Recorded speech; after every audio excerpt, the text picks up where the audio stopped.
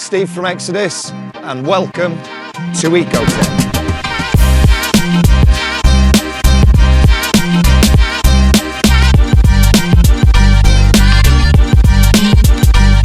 I'm here with Justin Lawyer at Ecotech Marine today, and Justin is one of the original founding members of Ecotech and was involved in the first ever Vortech. Justin, a few questions for you if you don't mind. Sure. Obviously the Vortech was launched, was it 2006, the original? The very original was probably just before that, but commercially available I think in 2006. Okay. And from that point, it hasn't actually had that much of change. So the current Vortech, at least let's use the MP40, right, is the fourth generation of that product. It has gone through several changes. Some of them have been for functionality and reliability. Many of them have been for electronic control. So adding the ability to manipulate the flow patterns in different ways, control them through different systems, and then obviously one of the biggest innovations was the quiet drive. Yeah. That helped make them nearly silent. Yeah, no, absolutely agreed. So from right at the beginning, the Vortech didn't have wave motions. It was just on a turn it up, turn it down. That's right. So very early on, it was about as simple as you could get and still have the sort of minimum functionality you needed. So we had variable speed, and we had the ability to put it into a feed mode, like a timer that would run, turn on and turn off. And that was until we came out with the wireless wave driver. Yep. And it was the first ever flow pump to have the electronics on the outside, magnetically coupled, with the wet side on the inside of the aquarium, which is completely different to everything else. Certainly the one that you could purchase. I think there was some prior art that was quite old, actually. The concept had been around from some inventors in the very early days of aquariums, okay, when electricity was really unsafe to use near water. And they had things like leather straps and things like that would help hold them over the edge of the aquarium. Yeah, okay. But our innovation was the basically make the device self-supporting with only the magnetic coupling and friction. Yep. And you could stick that right on the aquarium. And of course that was at the time when you had predominantly metal halides, the T5s, so you had a lot of heat, a lot of radiant energy that was going into the aquarium, and the cost to cool your house and your aquarium in the summertime in the United States is astronomical in some places. So getting as much of that out was really imperative at the time. So that was part of the impetus of making those changes. And we talked a little bit about how it moved forward and how it progressed.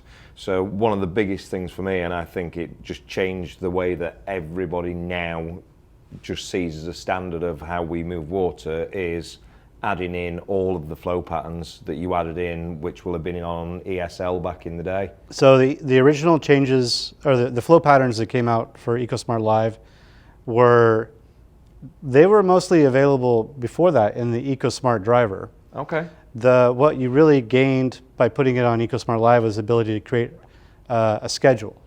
Yep. So prior to that, you would set a pump into a particular mode, and it would just do that forever. Yes. And then you had some button combinations and things that you could do to have it go into a reduced flow mode at night. Yep. You could group them together wirelessly to go into feed modes.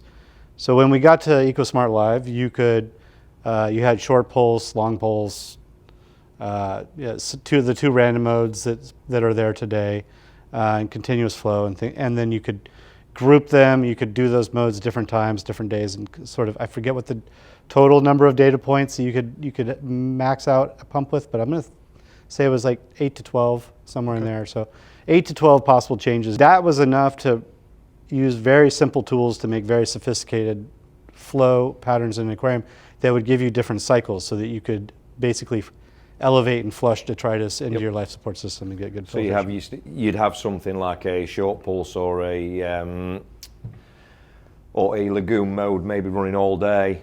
And then as your fish all go to bed, your corals start to close down, you can then pick up with a tidal swell or a nutrient transport, which is going to pick everything up, off the bottom all detritus and push it over the weir down into your filters where you want to get rid of it. Yep. Yeah.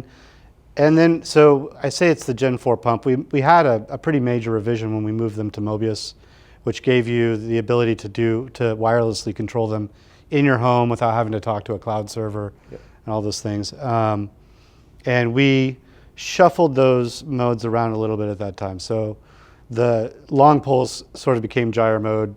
Okay. And you got a lot more granular control over it, being able to go to shorter. You could independently control the off time versus the on time, whereas previously those were always in parity. Yeah. One of the other things that I've noticed, and I used to use a few years ago, is the back mode. Mm-hmm. I don't know anybody else that can make this happen. Yeah. Well, so that back mode originated with the two different EcoSmart modes, right? So we had tidal swell and lagoon. Okay. I'm probably wrong about that name, if I'm being completely honest. But effectively, we had, in the early days before we had any sort of screen interface, we had to come up with a way to let the users arrange the pumps on the aquarium in a way that would give them the flow patterns that we wanted to create, give them the diversity of water flow inside the aquarium to keep all different types of coral. And so we ended up doing, side 1, side 2, side 3, or left, right, and back. Or orange, white, and green is what it is to me, because that's how we indicated it. And so those EcoSmart modes had different functionality, and if you were to graph out what they're doing over the course of the day, depending on how you're programming it in terms of left, right, or back, it's doing something different to try to promote, again, both the oxidation of the water, aeration, water flow to the coral for aeration, and then, again, lifting that detritus out and keeping everything suspended in the water column. So with that, what you can have is you can have a pump on the left-hand side, a pump on the right-hand side, and a pump on the back. Yep. And they will all work in sync together. That's right. So as you would generally have your left and your right, parent and child, one pushing to give you that mode. And they're much more dynamic than just sort of working in a sync, anti-sync, or parent-child relationship. They're actually doing very specific, different things at sort of on the hour marks. Okay. So where they'll begin to more dynamically pulse water, and sometimes in opposition, sometimes in concert, and then the back one will also be behaving differently than that. It actually is the simplest way to install them, because you put them on the tank as described, you put them in the mode, and you don't think about it again. Yep. So and they all just work. Yep. Absolutely in sync with each other, and that's one of the other biggest things, is that before all of this, I used to have flow pumps, and you would always try to sort of marry them up, but you could never get them absolutely right. So then they'd be sort of fighting together. Yep. Whereas with this, it is absolutely perfectly in sync with each other. And they're talking to each other wirelessly, so they're synchronizing in the background. Like, you don't really have to think about it. It's kind of one of the easiest ways to set them up. What made you go from saying, okay, turning that pump on and just up, down to give us just some water movement in the aquarium? What made you say that is not good enough? We need to be able to recreate actual wave motions. Yeah, it's a kind of a pragmatic answer, but at the time we made one size pump, and then we made 2, then we made 3. But generally speaking, you make one product that has to be as compatible with as many customers, as many aquariums, and I'll go even better than that. Each aquarium is a little different and has different livestock in it, right? So if you're keeping acropora or monopora, or you go into the LPS, they're very, very different requirements. And one of the great things about the Vortech was that it was so versatile, right? So it has a very high volume of water flow, but very low pressure front. Yep. So you can provide a lot of aeration to a stony coral without shredding all the flesh off of it. Yep. But that's still going to be potentially hazardous in the same configuration as you would use for like a large branching hammer, right? Yep. So we created the reef crest mode, we created the lagoonal mode as a way to sort of generate randomized flow in an aquarium. And then when we came out with the EcoSmart modes, which we still use today, we had a nutrient transport mode and we have the tidal swell mode. And those are marketing terms, but they're targeted very specifically at different types of aquariums. For very nutrient-rich aquariums, tidal swell is totally fine. If you want like a very low nutrient aquarium, then you're going to use something like nutrient transport mode. Yep. And now today, as contemporary wisdom has evolved and aquariums have gotten even better, and we're having to do things like add phosphates back, you can use combinations of those and run them at different times of the day. And I think this is one of the things that really makes Ecotech stand out is you make it easy for people.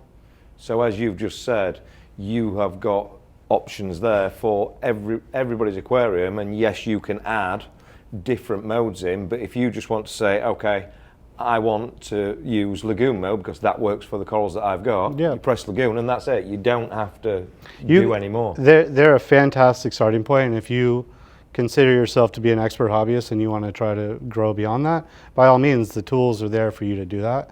If you're a beginner and you're sort of intimidated by all the capabilities, and you're already having, as a beginner in the aquarium space, you're already having to learn so much, right? It can feel very daunting, especially because of the diversity of life forms that you're trying to keep. So trying to give as much upfront to the consumer, or the aquarium keeper, right? Like, just make it easy, right? It doesn't have to be super difficult. Thank you, Justin, for today. It's been great. If you run Vortech, let us know what flow patterns you use and which programs you use. If you don't use Vortech, why not?